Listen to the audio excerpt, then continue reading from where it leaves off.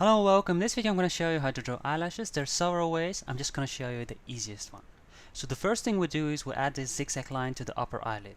Note that it's smaller at the ends and gets bigger in the middle. The next step is to add additional lashes here and there, basically random short strokes.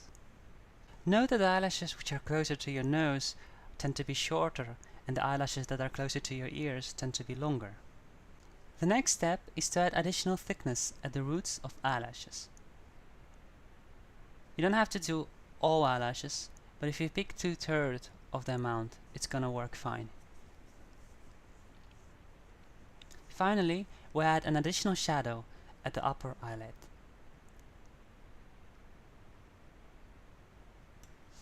Moving on to the lower eyelash, we add this line, and from it we drew several random strokes.